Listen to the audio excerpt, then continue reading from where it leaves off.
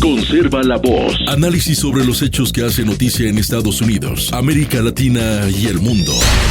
That America will never be a socialist country. Conserva la voz. Un espacio no apto para lo políticamente correcto o socialmente aceptable. Que la fuerza del cielo nos acompañe y ¡viva la libertad, carajo! Conserva la voz. Tu voz sin censura. Se ponen en la solapa el pin de la Agenda 2030, que no es más que la renuncia a nuestra soberanía. Con ustedes su anfitrión, Freddy Silva. ¿Qué tal, amigos? Reciban todos un caluroso y fuerte abrazo en este nuevo episodio de su podcast Conserva la Voz. Soy Freddy Silva desde Tampa, Florida. Buenos días, buenas tardes, buenas noches, donde quiera que nos vean y escuchen. Sean cordialmente bienvenidos. Estamos en miércoles 11 de marzo de este 2026. Si tenemos que hablar el conflicto armado que se tiene en Medio Oriente, estamos en el 12º día. Hay mucho que se puede hablar, se puede especular. Tenemos a un presidente, Donald Trump, que ha estado haciendo una serie de, no sé si decir advertencias, amenazas, de que el ataque masivo o el Big Day va a llegar. Lo mismo que hemos escuchado al secretario de Guerra, Pete Hegseth, decir lo mismo. En nuestro programa del día de ayer habíamos comentado que iban a ser los ataques más brutales en lo que marcaba la 11ª fecha, pero según los datos que vamos registrando, pues parece que todo esto todavía queda en una advertencia.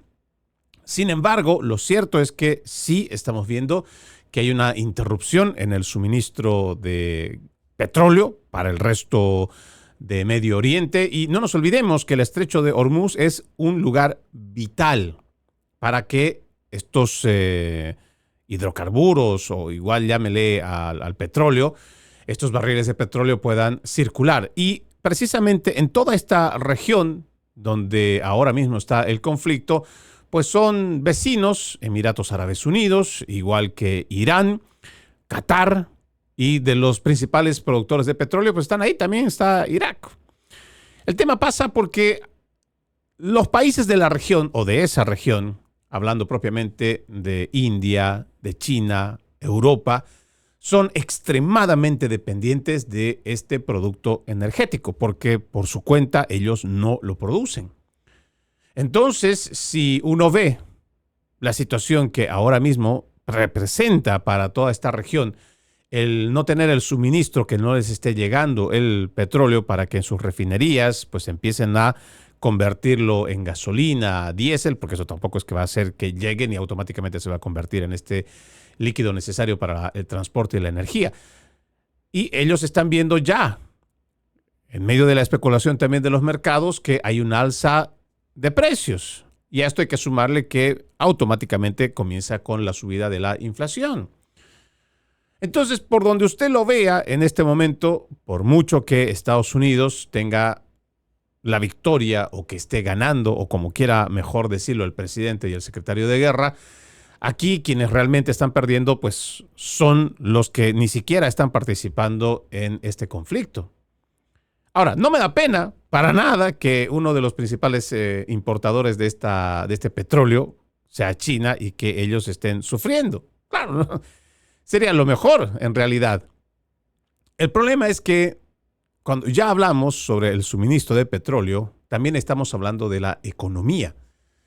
Y la hegemonía mundial la tiene Estados Unidos porque se ha encargado desde el siglo pasado de que se debe comerciar el petróleo solamente en moneda estadounidense. En dólares, pues, dólares estadounidenses. El que no haya flujo del petróleo también significa que no está produciendo China, no están produciendo otros países de la región, no están pagando su deuda pública con los Estados Unidos. Algunos han comprado deuda del Tesoro para también ganar algo de interés, pero también tienen que pagarlo.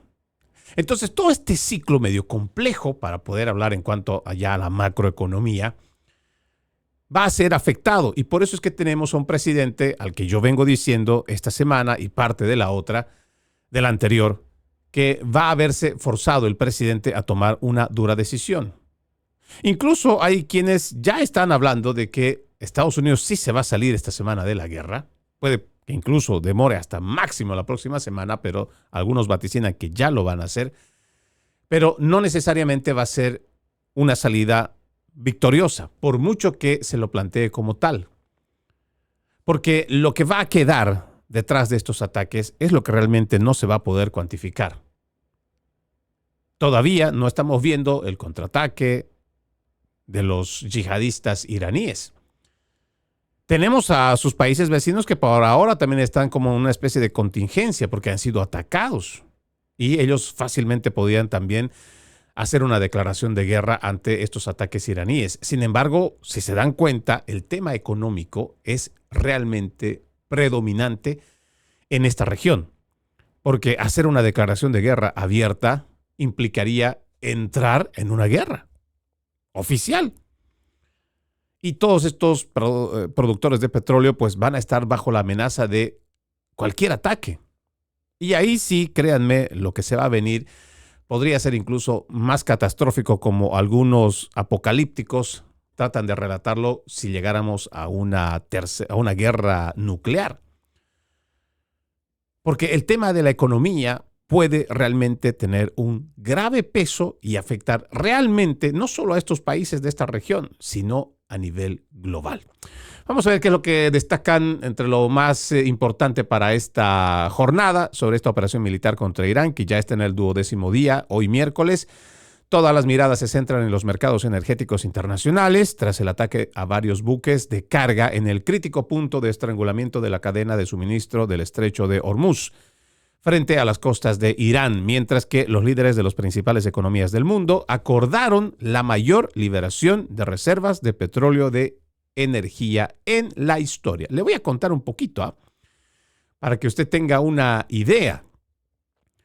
Se ha llegado a un acuerdo que no se había llegado realmente en 52 años. Mire este artículo que dice: los miembros de la AIE aprueban por unanimidad la liberación de 400 millones de barriles de reservas de petróleo, la mayor de la historia. Los 32 países miembros de la Agencia Internacional de Energía acordaron por unanimidad hoy liberar 400 millones de barriles de petróleo de sus reservas de emergencia, la mayor liberación coordinada de existencia en los 52 años de historia de la agencia. El comunicado busca abordar las interrupciones del suministro causadas por el cierre casi total del estrecho de Hormuz durante la guerra entre Estados Unidos e Israel contra Irán. El flujo de petróleo a través del estrecho ha caído a menos, escuche esto, a menos del 10% de los niveles previos al conflicto. Esto, según esta agencia AIE, lo que ha obligado a los productores de la región a cerrar o reducir la producción. Los desafíos del mercado petrolero que enfrentamos no tienen precedentes en escala, por lo tanto, estoy muy contento de que los países miembros de la AIE hayan respondido con una acción colectiva de emergencia de un tamaño sin precedentes, es lo que dijo el director ejecutivo de la AIE, Fatih Birol, en un comunicado. Esta liberación duplica con creces el récord anterior de la AIE de 182 millones de barriles establecidos en 2022 tras la invasión rusa de Ucrania. Se trata de la sexta acción coordinada en la historia de la AIE.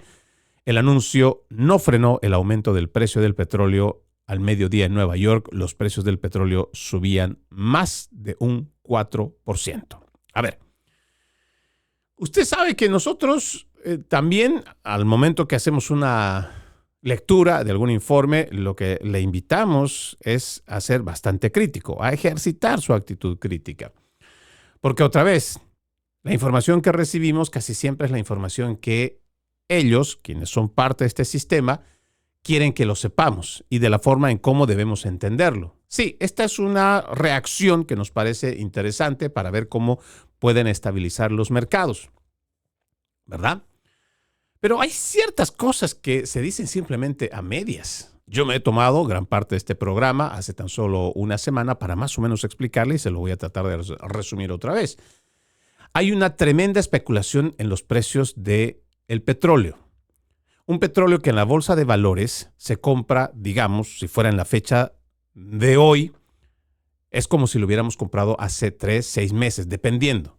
Pero se fija la compra en la fecha de ese día. Incluso mucho de este petróleo, que todavía no ha llegado a los Estados Unidos, es como una especie de promesa de compra, pero pagada. Porque usted no vaya a creer que inmediatamente llega el petróleo y automáticamente al día siguiente ya está listo para su venta como gasolina para aviones o igual el diésel. No, no es así. No es la forma de cómo se extrae, se refina y se produce y además se lleva al mercado. Sin embargo, tenemos a los principales especuladores. Ahora, hay datos que, por ejemplo, la gente tampoco te lo van a decir. A nosotros, en uno de los análisis que también habíamos realizado hace unas cuantas semanas, habíamos dado a conocer que el precio del barril de petróleo estaba en lo más mínimo. Y que, por supuesto, si los países exportadores de petróleo o los de la OPEP, adicionalmente a los que también forman parte de esta AIE, si ellos están produciendo y vendiendo poco petróleo, entonces la demanda, cuando hay poca demanda, entonces también pues la oferta la tienen que bajar, porque si no van a estar produciendo en vano. Y cada vez que produzcan más, su petróleo va a costar menos. Y eso es lo que ha venido pasando en lo que va de finales del año pasado y principios de este 2026. Los precios del barril del petróleo estaban bastante bajos y esto estaba afectando su economía de estos productores de petróleo, países productores de la OPEP. Sin embargo, esto debería de haberse reflejado en los mercados mundiales. Pero no necesariamente hemos visto, por ejemplo, que si en algún momento de la administración de Joe Biden o en los últimos 5 o 6 años, que el precio del petróleo con una inflación del 9.1% había alcanzado, por decirle solamente, $3, $4, no habíamos visto ese impacto al momento que años después drásticamente rebaja incluso a menos de la mitad el barril del petróleo. Sí, incluso por debajo de los $50 el barril. ¿Se da cuenta?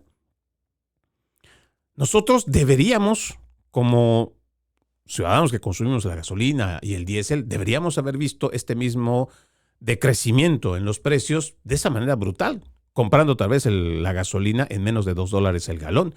Pero esto no se ha registrado. Incluso podríamos decir que antes de que comience la incursión militar de Estados Unidos en Irán, o por lo menos en lo personal, cuando hice un viaje hasta el estado de Virginia, desde el estado de la Florida, tanto en lugares como de Georgia o propiamente en Carolina del Norte, encontré la gasolina más barata a $2.50. Sí, $2.50. Sin embargo, no había visto en ningún lado que realmente estuviéramos comprando la gasolina a $2 o menos de $2 el galón. Pero teníamos los precios, revise usted, por debajo de los $50. ¿Cómo se justifica en una economía donde dicen que no hay especulación, que no hay manipulación por parte de estos mercados o estas bolsas de valores? ¿Cómo explicas entonces que si estando ahora en más de 100, escuche lo que le voy a decir, si está a más de 100 el barril de petróleo y más o menos estamos ahora a 3.60, ¿por qué cuando estaba en 50 o menos, por qué no estábamos pagando menos? Es que son cosas tan lógicas que la gente, por creo ser tan lógico, ni siquiera se lo pregunta. Usted recordará que Joe Biden, para tratar de estabilizar los precios del petróleo, liberó de nuestras reservas cuánta cantidad de petróleo. ¿Y sabe a quién se lo vendimos todavía? Se lo vendimos a China. Se lo estuvimos dando a China y no en una tanda, en 2 tandas. Bueno, de lo que se sabe se le entregó en 2 tandas, supuestamente para estabilizar los mercados. Le digo, es terrible cuando ya uno empieza a investigar cómo de sinvergüenzas son quienes manejan toda esta industria de energía. Sin embargo, en tan solo ahora ya 12 días del conflicto, a ellos, a los que están arriba, no les interesa especular con los precios del petróleo, que al final pues termina siendo convertido en gasolina o en diésel, que son de necesidad diaria o una de las necesidades primarias aquí en las familias estadounidenses. Seguramente pues habrá una escala de prioridades, entiendo. Una de ellas será proveer un techo donde vivir. O tal vez para otros será más importante, en el primer lugar, comer, después vestirse, poner transporte, poner un techo. Todo el mundo tiene una forma de cómo tener sus prioridades, pero entre ellos pues está el movilizarnos. Y para ello necesitas tener gasolina, necesitas tener energía barata para poder tú seguir moviéndote. Y cuando tienes una inflación que va subiendo, tu ingreso se va reduciendo, pero tu sueldo no crece. Entonces tu capacidad de ahorro se acaba. Ahí es donde le digo a esta gente de la élite globalista o los que se encargan del control del Big Energy, de la industria energética, pues simplemente no se tocan el corazón al momento de hacer este tipo de especulaciones. Pero bueno, la noticia es que ahora esta gente ha logrado entrar en un, entre comillas, acuerdo para liberar petróleo de lo que se pone como reserva precisamente para estas situaciones de guerra. Aquí lo interesante es que no se ha declarado oficialmente una guerra. Si es una situación de emergencia que se tiene, porque lo que ha pasado en el estrecho de Hormuz, que es de donde sale la gran cantidad de petróleo, no solo de Irán, igual de Emiratos Árabes Unidos, de Qatar, de cualquier país que esté ahí en la región, pues simplemente no va a salir. No están saliendo. Y por ahí todavía existen algunos fanáticos que están diciendo que la guerra la estamos ganando. ¿Cómo la estamos ganando? La pregunta es esa.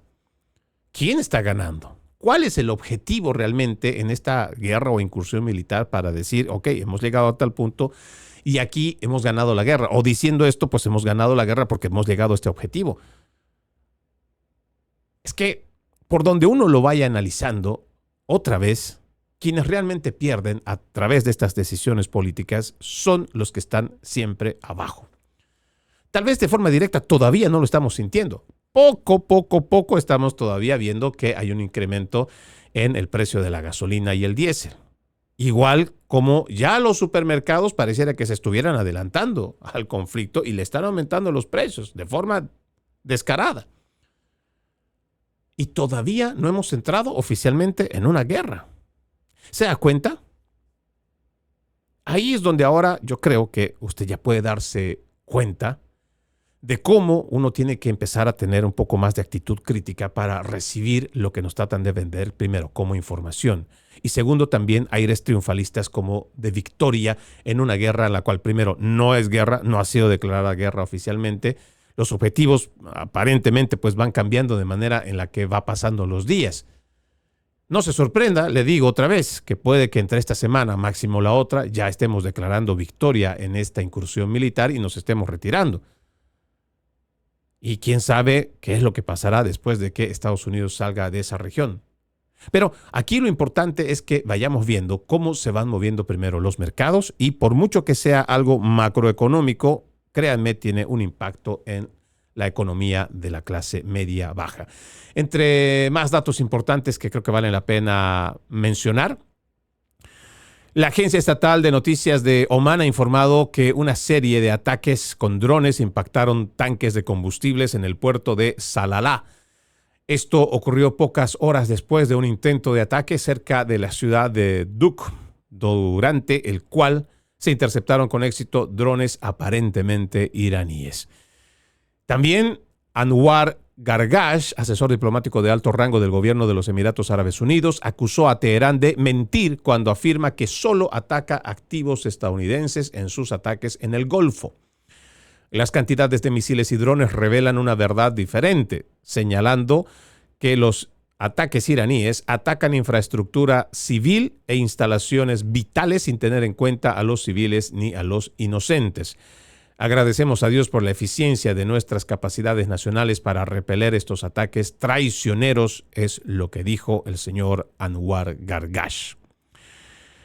Trump insinúa que el conflicto va a terminar pronto. En declaraciones a Axios el día de hoy, el presidente Trump dijo que el conflicto en Irán llegará a su fin pronto, ya que prácticamente no queda nada a lo que apuntar. Un poco de esto y aquello, cuando quiera que termine, terminará. Es lo que dijo el presidente hace prácticamente a mediodía. Bueno, vamos a ir viendo entonces cómo se va desarrollando este conflicto. Creo que lo último que habrá que añadir a esto es la llamada telefónica del presidente Trump a su homólogo Vladimir Putin de Rusia, Según lo que dicen los informes, Putin ha negado haber compartido información de inteligencia con Irán sobre los activos militares estadounidenses en Medio Oriente. Hemos estado siguiendo los informes que dicen que los rusos estarían compartiendo información con Irán para ayudarlos a apuntar a las tropas y el hardware militar de los Estados Unidos, como puede leer en Just in Russia. Bueno, este es un artículo publicado por The Gateway Pundit. Dice, nuestra opinión sobre este tema, potencialmente espinoso, fue que era lo mismo que estaba haciendo Estados Unidos por Ucrania contra Rusia, e incluso el presidente Donald Trump parecía pensar de la misma manera. Bueno, aquí lo que creo que habrá que destacar es es una afirmación implícita. Mucha gente no lo ve de esta manera, pero Rusia confirma de forma implícita, sin decirlo, que ellos tienen información vital de inteligencia sobre los Estados Unidos, pero que no lo han compartido. ¿Se da cuenta? Ahora, parece mentira, pero para aquellos que simplemente ven este conflicto o ven también la geopolítica como si se tratara de un partido de fútbol entre el Barcelona, el Real Madrid y a ver, vamos a medir fuerzas, parece que también desconocen que más allá del tema político, existe también un tema económico que generalmente termina haciendo más presión sobre estos políticos porque esto les puede generar desestabilización en sus sociedades. Por tanto, hasta el mismo Vladimir Putin sabe hasta dónde puede estirar la sábana. Sí, porque saben hasta dónde más o menos pueden llegar. Y Estados Unidos, por mucho que el presidente Donald Trump hable de la supremacía militar que tenemos y la cantidad de equipo militar que podemos brindar y sobre el infinito o la infinita cantidad de municiones que tenemos para esta, otra y cualquier otra guerra, el presidente también reconoce que por muy armados que estemos, existe un tema económico que también lo va a frenar y que incluso lo va a llevar a hablar con el presidente Vladimir Putin. Lo que tal vez no le explican en los análisis geopolíticos es que, guste o no, el mercado energético es el pilar fundamental para la economía del mundo. Y Rusia tiene una gran parte para poder sentarse en la mesa, y digo gran parte de este poder energético, para también poder poner un equilibrio en cuanto a lo que es o lo que llaman la fluidez del libre mercado o de la economía mundial. Entonces, puede parecer, y esto seguramente lo van a utilizar muchos los demócratas, puede parecer que Trump de alguna manera está agachando la cabeza para ver qué puede hacer haciendo o comunicándose con el presidente de Rusia, a ver cómo le hacemos para estabilizar la región. Porque nadie le gustaría, o por lo menos entendemos que si Estados Unidos es aliado de la OTAN y Rusia deja de venderles la energía, ya sea el gas, a Europa, y aunque ya estemos saliendo del crudo invierno, de todos modos Europa necesita de la energía de Rusia. En este momento China puede ser la más perjudicada porque China depende entre un 80 y 90% de la compra de petróleo de Irán para su industria. Pero entonces Estados Unidos tiene que hacer este juego de equilibrio para ver cómo seguimos más o menos manteniendo una cierta paz, digámoslo así, en el mundo. Pero mientras yo esté haciendo lo que yo decido hacer ahí en Oriente Medio, pues no voy a afectar a mis aliados o a los que por lo menos no puedo también tenerlos como enemigos. La liberación de estos barriles de petróleo no necesariamente van a ser solo para poder hacer uso en los países, sino van a tener que irle dando a China. Y créanme, esto va a pasar. Para que también nos vayamos dando cuenta que dentro de este tablero geopolítico, esa gran supremacía depende también de este sector energético. Y ya en este plano, pues habrán notado que no solo es Estados Unidos el que toma las decisiones, sino ahora también, guste o no, o por lo menos esa es mi forma de interpretar la llamada del presidente Donald Trump a Vladimir Putin, es que de alguna manera se necesita también estabilizar o mantener tranquilos a todos a estos actores geopolíticos como Rusia, como China, a la misma Unión Europea o los países aliados en la OTAN, para que no exista rechazo o condena a estos ataques. Aunque organismos internacionales como las Naciones Unidas puedan salir a condenar lo que ha pasado, realmente una cosa es la declaración y otra cosa es la acción. Y la acción no la estamos viendo. Los países que tradicionalmente son aliados de los Estados Unidos, me refiero a los países europeos, por mucha condena que pueda salir, por ejemplo, España a decir que no está de acuerdo, pues todos van a cooperar o han estado cooperando. Y lo mismo pasa con Rusia. Puede que sea nuestra némesis, nuestro gran enemigo histórico. Sin embargo, pues también, además de ser una condena, no es que está participando dentro de esta incursión militar. No está respondiendo, como a decir, a salir en defensa de Irán. No lo están haciendo. Y lo mismo China. Incluso China, siendo una nación extremadamente dependiente de Irán, de su petróleo, está ahí haciendo simplemente declaraciones, pero no hay acciones. Para que usted tenga una idea de cómo este asunto energético tiene tanto peso sobre la economía del mundo y puede doblegar también a algunos políticos. Y no me refiero solamente al presidente Trump, me refiero en general en este tablero geopolítico, guste o no, en este momento todo el mundo está andando casi sobre huevos para no romperlos, con mucha delicadeza, para ver cómo van a avanzar, cómo pueden seguir adelante sin necesidad de crear un conflicto mucho mayor, porque por ahora solamente se ha cerrado el estrecho de Hormuz. Solo está cerrado y está dejando de salir la producción. Cosa totalmente distinta sería que estalle una guerra, una tercera guerra mundial, y que los principales pozos petroleros sean los blancos para atacar, y a partir de ahí, créanme, la economía sí tendría un grave impacto en el mundo. Bueno, para irnos a la pausa, solamente quiero mencionarle este pequeño dato, porque me imagino que ya usted estará enterado. El gobierno todavía sigue parcialmente cerrado y el presidente Donald Trump está presionando para que el Congreso pueda aprobar ya por completo la ley Save America o Save America Act, donde además de lo que se pide en cuanto a que exista transparencia en las próximas elecciones y que esto además de federal sea implementado a los estados como un requisito.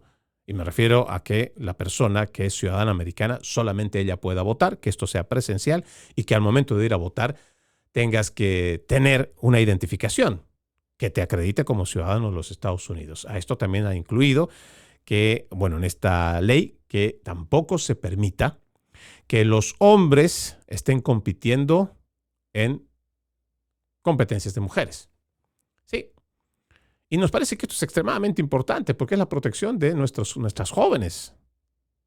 Muchos hombres que se creen mujeres y que a través de estas leyes de diversidad, equidad, igualdad o cualquier cosa que usted le quiera ver, lo que han hecho simplemente es convertirse en abusivos usurpadores que saben que si compitieran como hombres en categorías de hombres, pues no les va bien. Y son tan cobardes, tan desleales, que prefieren vestirse de mujer, decir que son mujeres y empezar a ganar trofeos que saben que en competencia masculina pues no lo harían. Y esto es una terrible injusticia. Pero bueno, el presidente está presionando en ello y relacionado a esto, el senador Ron Johnson dijo que quiere votar sobre cambiar la regla de filibusterismo de 60 votos que se necesita en el Senado para aprobar lo que piensan los demócratas, mientras los republicanos luchan sobre cómo lograr que esta ley Save America sea aprobada en la Cámara Alta. Dijo el senador Johnson: tengo colegas que simplemente no creen que los demócratas realmente lo harán, solo porque 2 de ellos se resistieron la última vez, aquellos 2 que fueron purgados de su partido, haciendo referencia a Joe Manchin y Kyrsten Sinema. Así que hagámoslo público, dice él. Hagamos que la primera votación sea: acabemos con el filibusterismo y veamos qué hacen. Si votan no, probablemente sea lo único que les impida no acabar con el filibusterismo la próxima vez que tengan el poder, porque están públicos. O sea, él quiere que se revele en los nombres de los que vayan a votar para ver si así la gente de sus distritos, o sea, sus votantes, sean los que les llamen, los presionen para que esta ley sea aprobada. Veo con mucha tristeza que hay estas fisuras, las cuales vengo denunciando en el Partido Republicano sobre todo. Y también me parece que es importante mencionar que esto que nos prometen a través de los principales medios de comunicación, sobre todo en español, cuando hablan de un bipartidismo, yo creo que es algo que ya deberíamos descartar. Ese bipartidismo político ya no sirve a los intereses de los estadounidenses. Y esto es desde hace mucho. Pero desde hace mucho, créalo o no. Vamos a ver cómo termina esta elección, porque el presidente está presionando lo más que pueda para que se pueda aprobar esta ley completa. No que simplemente sea el tema de las votaciones, sino los otros dos tópicos que también ha puesto para que esto sea aprobado de una buena vez. Vamos a la primera pausa en Conserva la Voz. Ya regresamos con más.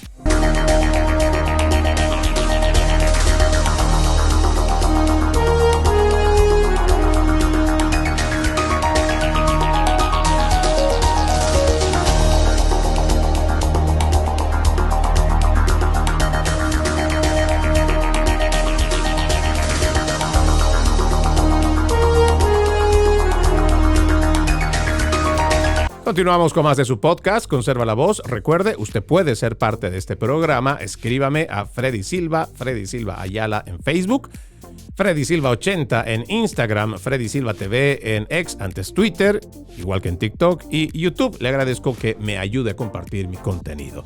Lo invito también a ver www.loramediatv.com, www.loramediatv.com, el espacio donde encuentra varias notas, varios programas, periodismo objetivo e independiente.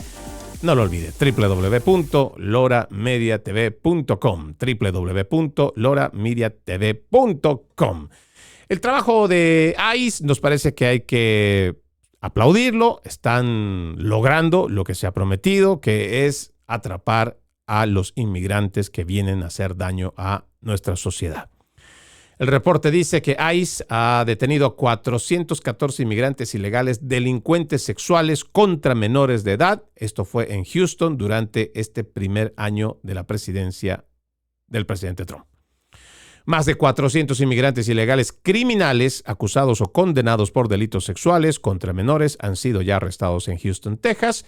Y un funcionario declaró que los padres pueden dormir un poco mejor sabiendo que esos individuos ya no son una amenaza para sus familias. El Servicio de Inmigración y Control de Aduanas de Estados Unidos, ICE, anunció que las operaciones de deportación y control de ICE en Houston arrestaron a 414 de estos inmigrantes ilegales. Las autoridades dijeron que el número casi duplicó el de depredadores arrestados durante el último año de la administración del expresidente Joe Biden.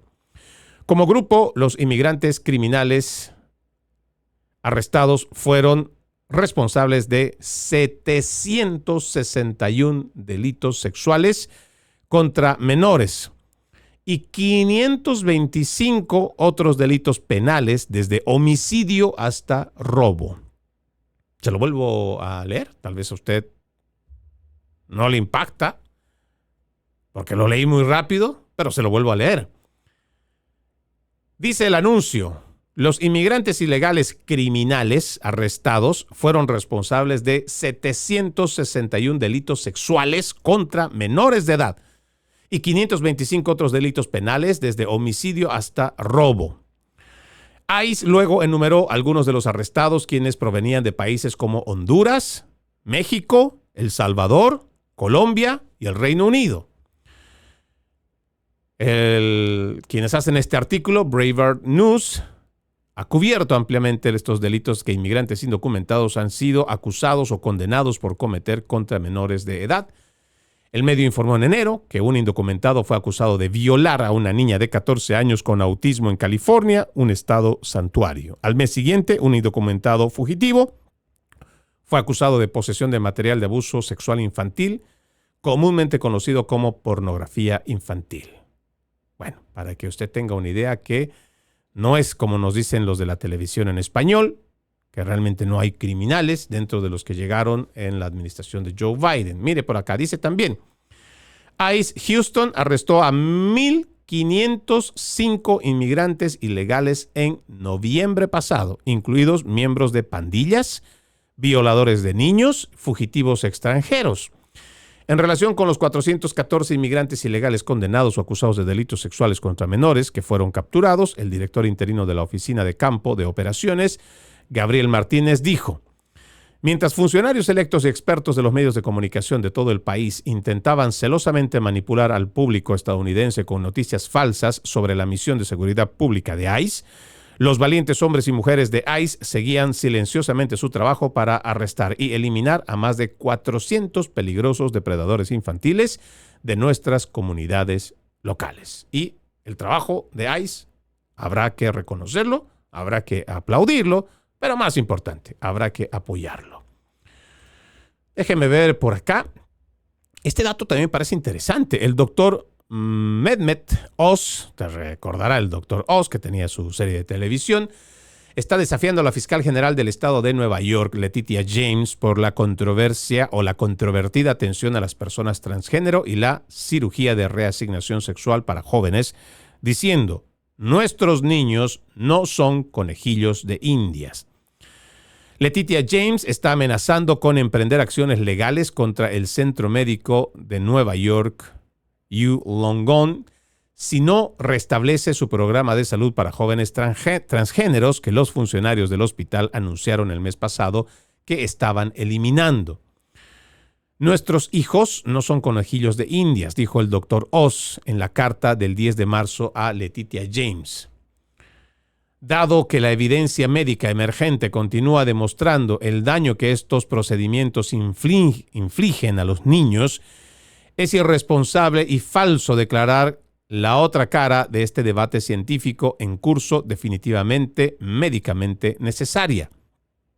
Oz continuó: es aún peor obligar a los médicos a realizar procedimientos que siguen siendo objeto de controversia sustancial. Además, es poco ético. Su afirmación de que suspender estas intervenciones constituyen discriminación ilegal es irresponsable. Pero, ¿qué nos podemos esperar de Letitia James? Esto es realmente, le digo, bochornoso, reprochable. Esta mujer es realmente una verdadera criminal. Es una verdadera enemiga de los niños, de los adolescentes. A ver, le voy a poner solamente una idea para que usted pueda más o menos ponerlo en contexto, para que vea no solamente las ambigüedades, sino lo contradictorio de gente como esta, que parece que tiene estiércol en la cabeza porque de nada, para nada tienen un poquito de sustancia gris. A ver, póngase a pensar usted. Cuando existe un producto que ya ha sido distribuido en el mercado, no se sabe a ciencia cierta que tenga, por ejemplo, salmonela, o que en alguno de los productos de alimentación tal vez alguien dejó caer una pequeña astilla de vidrio, de metal, lo que sea. Y no se dieron cuenta cuando se estaba produciendo. Pero empezaron a llamar personas diciendo que encontraron restos, residuos y que tal vez cuando lo estaban comiendo les causó alguna herida, algún daño. ¿Qué es lo que hace inmediatamente la autoridad competente? Seguramente usted que ve estos canales de televisión de los principales medios de comunicación, seguramente ahí verá que dicen: hay un recall, o sea, un llamado de retiro de productos. La FDA o cualquier organismo federal está diciendo que existe riesgo potencial de daño. Sin embargo, sin ser precisos en cuál de los productos, dicen: vamos a retirar todo ese lote del mercado. Porque por lo general ellos hacen su investigación y dicen: bueno, cuando se produce en lote, se vende en lote, se entrega en lote y se sabe a qué estados han llegado. Siempre hay una forma de cómo investigar y llegar al punto. Entonces, ¿qué es lo que hacen las agencias federales para proteger de un posible potencial daño? Entonces mejor lo retiramos todo del mercado. ¿Se da cuenta? Por algo que tal vez puede ser una cosa muy pequeñita, que haya aparecido en un solo producto, pero van a retirarlo todo, porque es un peligro. No sabemos en cuál está. Y resulta que cosas que son tan obvias, como por ejemplo estas terapias de afirmación de género, que en otras palabras no es más que cortarle los órganos que están funcionando bien a jóvenes que están confundidos, a menores de edad que no tienen todavía el cerebro completamente desarrollado ni la conciencia completamente desarrollada. ¿Se da cuenta? Se ha demostrado que muchas de estas terapias de hormonización son dañinas para los niños y los adolescentes, porque incluso algunos de los químicos que son utilizados para aquellos que han sido sentenciados por violación y les dan castración química, parte de estos químicos están dentro de eso que llaman también la castración química, o lo que piden pues los bloqueadores de pubertad. Sin embargo, de alguna manera, gente que le digo, o sea, cuando lo comparo con estiércol, me parece hasta una ofensa contra el estiércol, porque hay gente como Letitia James y todos estos cultistas del género que no les importa el futuro de estos niños, porque parece que han sido tan frágiles para ser lavados el cerebro que no se dan cuenta que esto es parte de esta agenda globalista que lo que quiere es la destrucción, la deshumanización y la reducción de la población mundial. Porque se han creído el cuento que le han dicho de que esto se trata de solo una teoría de conspiración. No, no es ninguna teoría de conspiración. Estas grandes élites vienen llevando adelante este proyecto y quieren consolidarlo como parte de la estructura pública en los países del mundo.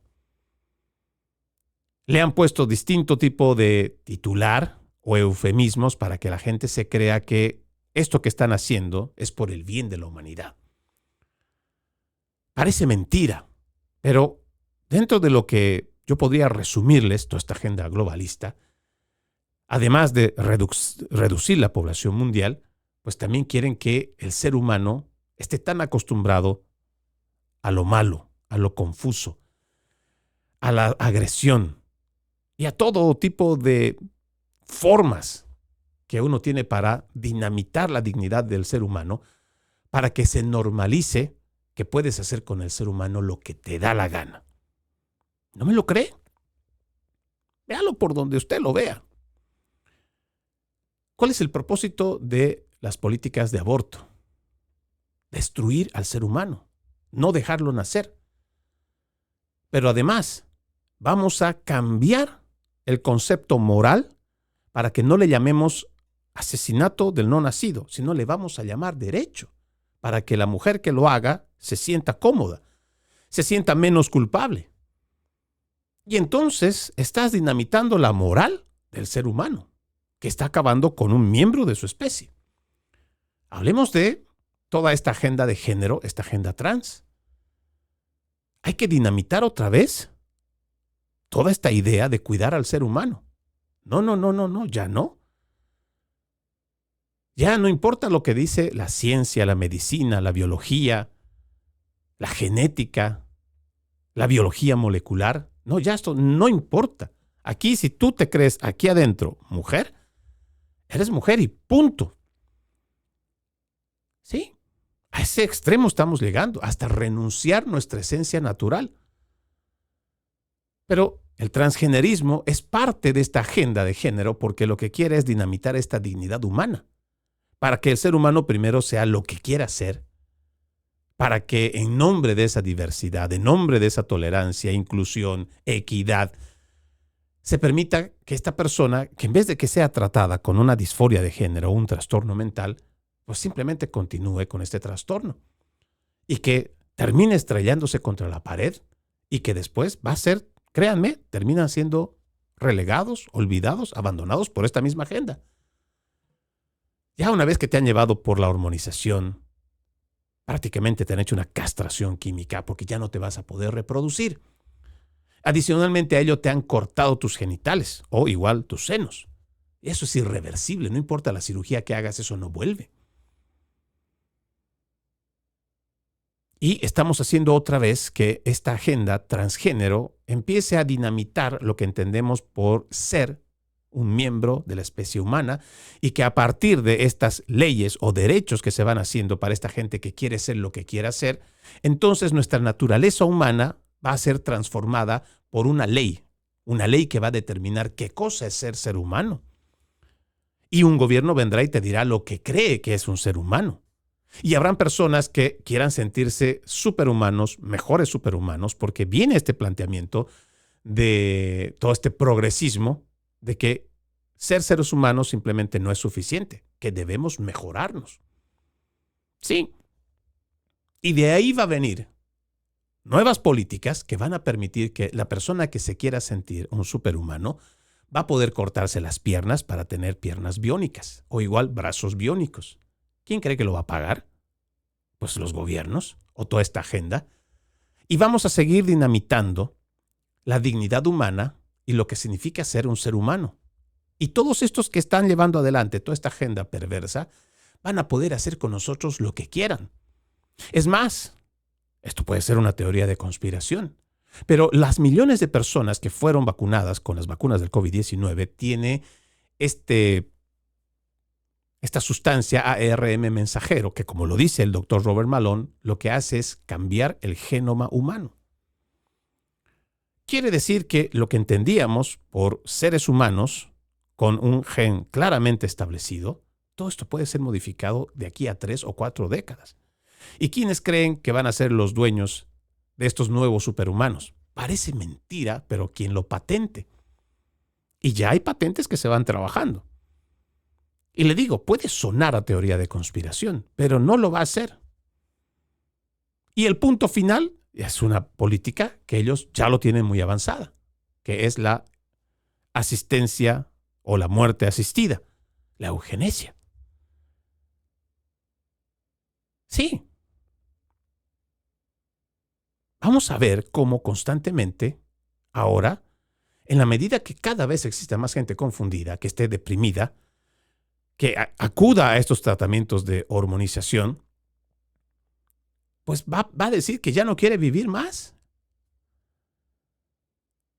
Ya va a simplemente decir, y esto ya ha pasado.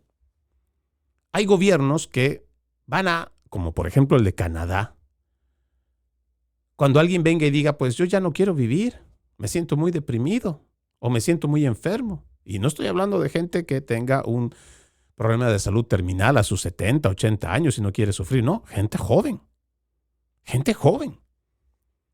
que le van a dar la muerte asistida. La eutanasia ya está funcionando. Sí, revise por donde quiera que lo vea, este es un plan perverso, pero que ya se viene trabajando desde el siglo pasado. Y creer en estos politiqueros que lo hacen pensando en el bienestar o que no se autoflagelen los niños es mentira. Lo que quieren es llevar adelante este proyecto. Y créanme, mientras la gente está más perdida, más confundida, más distraída, ellos van a seguir avanzando con su agenda. Déjeme avanzar con otro tema que me parece importante. Lo voy a leer muy de pasadita. Usted sabe que yo recomiendo que las personas que quieran un poco de trabajo de investigación puedan optar por Media Research Center, una de las páginas que hace trabajo de investigación sobre medios de comunicación. Le cuento, los programas de comedia, según un artículo, o este artículo de Media Research Center, bromearon sobre Estados Unidos y nuestros aliados el 94% del tiempo durante la primera semana de la guerra. Los comediantes de programas nocturnos reaccionaron al inicio de la guerra con Irán, no solo con una semana de desaprobación, sino también con un recuento de chistes desproporcionado. Según un nuevo estudio de Media Research Center, el 94% de sus chistes sobre la guerra fueron sobre Estados Unidos y sus aliados. Los analistas examinaron 20 episodios de Jimmy Kimmel, Live de ABC, The Late Show with Stephen Colbert, de CBS, The Daily Show, The Comedy Central y Late Night with Seth Meyers. Y The Tonight Show, starring Jimmy Fallon de NBC, desde el lunes 2 de marzo hasta el 5 de marzo, descubriendo que 235 de 250 eran sobre nuestro lado y solo 15 sobre Irán. Y es que a veces uno se pregunta, ¿realmente parece que no tuviéramos la suficiente animadversión por los medios de comunicación? Y por eso estos siguen haciendo lo que hacen. Lo mismo que pasa con estos comediantes que no son más que actores políticos que ponen en las noches para redireccionar la opinión del público. Porque fíjense, en la mayoría de estos programas, ¿a quién atacan? ¿De quién se burlan? No son de los demócratas.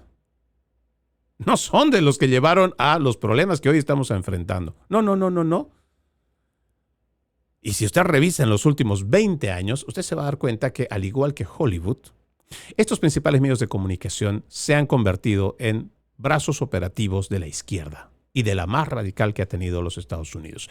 Lo invito a que pueda leer este artículo en Media Research Center. Finalmente, solamente quiero de pasada también, el presidente de la FCC, Brendan Carr, dijo en un evento de políticas de Breitbart que la agencia está trabajando para revitalizar y empoderar a las estaciones de televisión locales y destacó la poca confianza que hay en los medios nacionales. Carr discutió su plan para revitalizar y empoderar a las estaciones de televisión locales en una entrevista con el jefe de la oficina de Washington, Matthew Boyle. Las normas actuales de la FCC limitan la capacidad de una sola entidad para poseer estaciones de televisión que alcanzan a más del 39% de los hogares estadounidenses con televisión.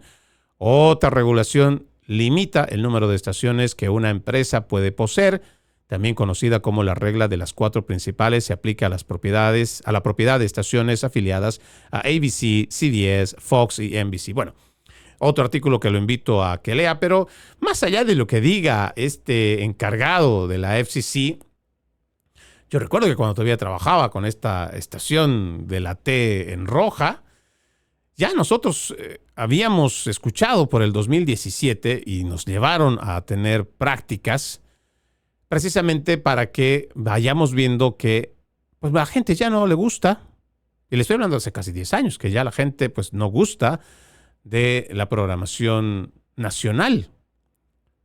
Propiamente, yo por lo menos lo que he entendido es porque desde las cadenas es donde se articulan las narrativas políticas. Es desde las cadenas nacionales que se articula lo que se quiere que estos medios de comunicación entiendan, que reciban el concepto y que eso lo adopten como opinión pública, que no es una opinión pública. Pero, a pesar de que existe una ley antimonopolios en los Estados Unidos, usted va a ver que estas grandes compañías tienen la capacidad de implementar narrativas, cambiar la línea de esa narrativa, imponer nuevos conceptos, nuevas verdades. Y nos quieren hacer pasar, incluso haciendo transmisiones en vivo, nos quieren hacer pasar lo malo por bueno. Dependerá mucho, no de instituciones como la FCC, sino dependerá mucho de usted. En terminar de quitarle el poder a estos medios de comunicación, que son los que establecen qué va a ser noticia y qué a usted le interesa saber, porque son ellos el filtro que determina qué es lo que usted debe ver, qué debe conocer. Son ellos los que lo elaboran. Y las necesidades de las personas, de los barrios, de los condados, de los estados, no son los mismos, todos son distintos. Y por eso nosotros entendemos que, si bien es cierto, la producción local es la que debe mejorarse, lo más importante será que la política, que es la que más influye y la que puede ayudar o entorpecer la vida del ciudadano de a pie, deje de estar manipulada, tergiversada e inclinada hacia a un solo lado de la balanza. Sí. Hemos visto que el Partido Demócrata tiene a su más grande aliado los principales medios de comunicación. Y ellos están alineados con toda esta agenda progresista, con toda esta agenda de la izquierda más radical que ha secuestrado al Partido Demócrata. Toda esta agenda perversa de la Agenda 2030, toda esta agenda globalista. Y nosotros entendemos que por ahora, los espacios en el Internet todavía siguen siendo libres y democráticos, aunque todavía existe censura.